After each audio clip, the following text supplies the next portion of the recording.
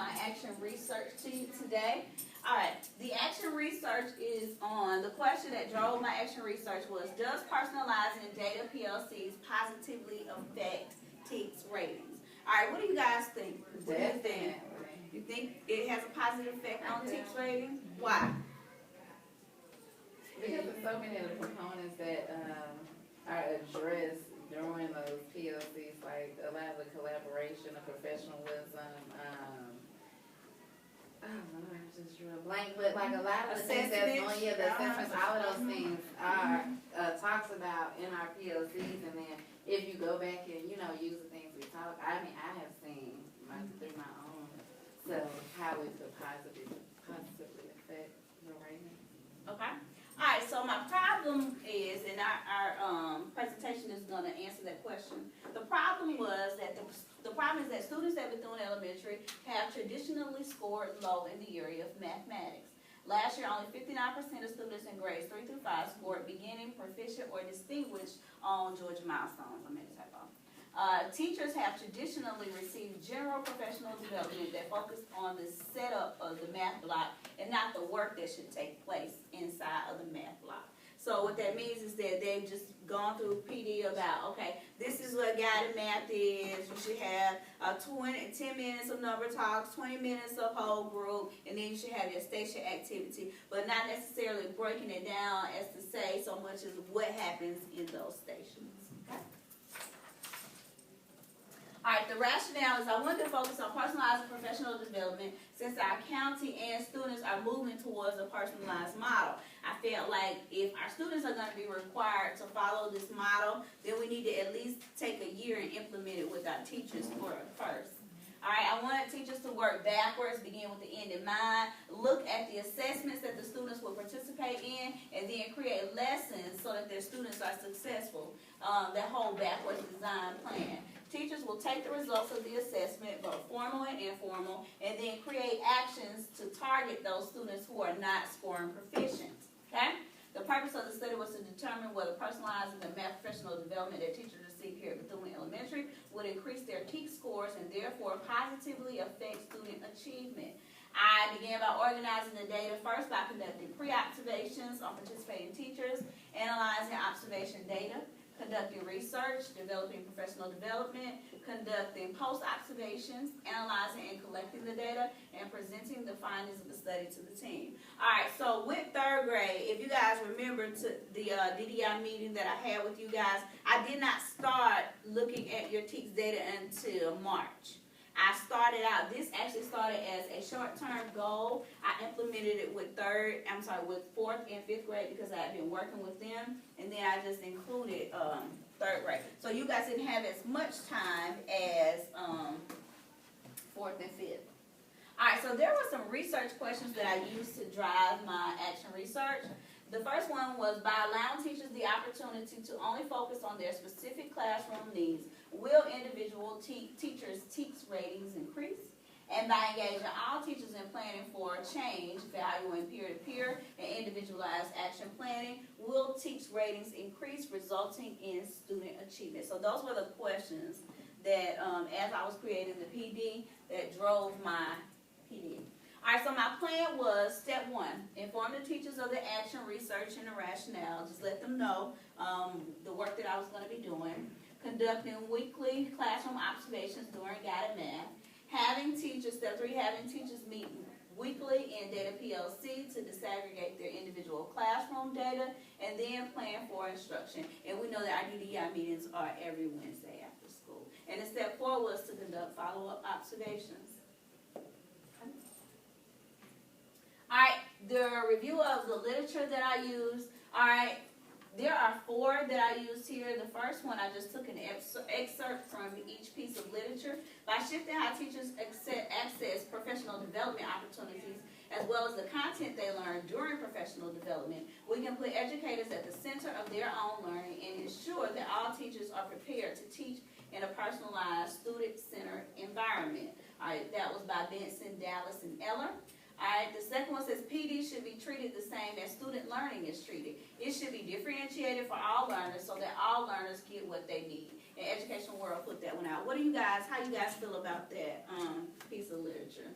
The last one stuck out to me. PD should be treated the same as student learning is treated. Should be differentiated for all learners so that all learners get what they need. What are your thoughts on that? Like that last one stuck out to me too, and I feel like that's like the main thing that I have when I go to a PD that doesn't quite fit my needs. That's like the main feedback that I give to whoever's presenting to it. That I feel like it wasn't differentiated according to the fact that like that I'm a special educator or according to the fact that I'm a whatever. So I really agree with that one, and I think that that's something that we focus so hard on in our classrooms that it only to me it only makes sense that we should focus on it for our teachers as well.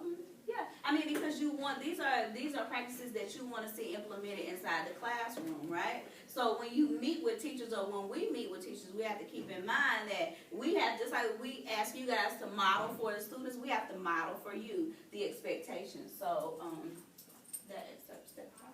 All right, the third one says teachers would prefer professional development that helps them to plan and improve their instruction. It's teacher-driven, includes hands-on strategies relevant to their classrooms. It's sustained over time and recognizes that teachers are professionals with valuable insights.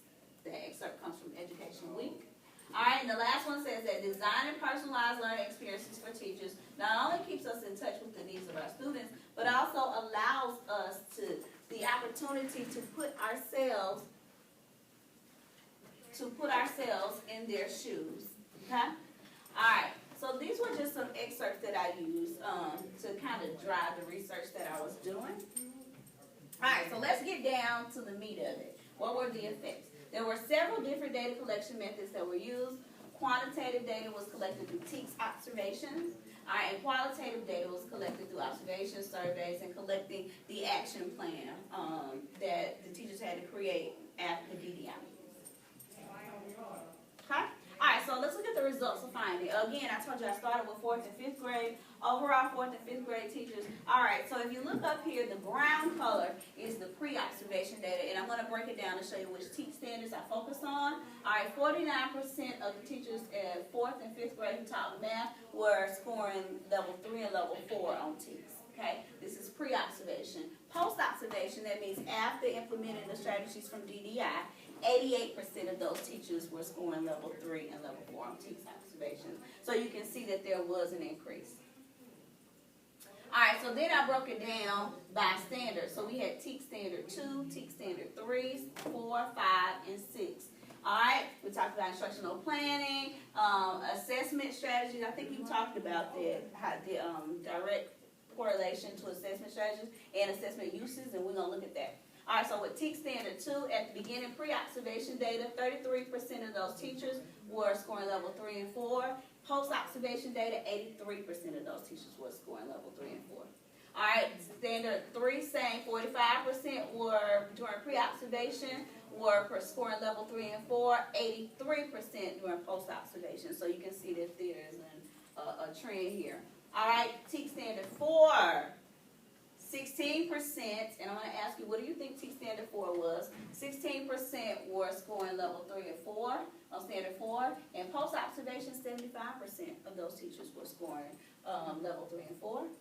TEKS standard 5, 33% in the beginning, and then we jumped up to 100%. That means that all of those teachers who were participating in the areas of assessment uses and assessment strategies scored 100%. All right, so let's look back. Look at TEKS standard 4. What is TEKS standard 4? Differentiation. Why do you think that teachers struggle so much with that in the beginning? I think because really a lot of them don't understand what differentiation is. Exactly. They don't know how to set those goals and those activities for differentiating. You hit the nail right on the head. That everybody can't do the same thing. It was just the understanding of everybody had a different understanding of differentiation. And so once I saw the data, we went back and we talked about this is what differentiation is. This is how you differentiate your math stations. You can see that there was an increase. And again, TEKS standard 5 and 6 assessment strategies and uses 100%. And we would expect those two to go up because we were using the data from the assessments to drive the instruction. All right, so now you get to see how you guys performed on TEKS. Alright, so pre-observation data. I will say with third grade, because I only started to look at the data in March, I did not have as long as I did with fourth and fifth. I've been working with fourth and fifth since the end of September. So, but there still was an increase. Alright, so at the beginning, 34% of you guys were scoring level 3 and 4 on your walkthroughs and your formatives. Alright, and then at the end, this was taken at the end of April, 47% of you guys were scoring level 1 3. So there was an increase. Okay? And I also broke down those standards again. TEAC standard 2, we went from 40% to 45% scoring level 3 and 4. TEAC standard 3, 42 to 50% scoring level 3 and 4. TEAC standard 4, 20% to 50% scoring level 3 and 4. TEAC standard 5, 25% to 42%, and TEAC standard 6, 45 to 47%. So you can see that there were increases made. Again, when I look at 4th and 5th, and I look at 3, I noticed a trend. Do you guys notice that same trend in the area of differentiation? So we know that that's an area next year that we're going to focus on, that we're going to work on. Okay. Thank you. All right. So we know that that's an area that we're going to focus on, and we're going to hit hard. Just making sure that we have done that.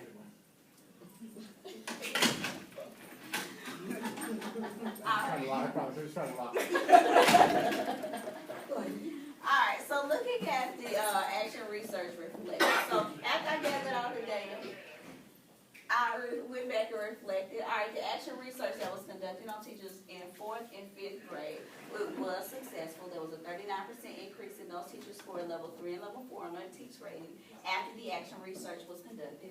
These teachers have participated in weekly meetings since October with me as a facilitator. So with me facilitating their meeting, it has been beneficial.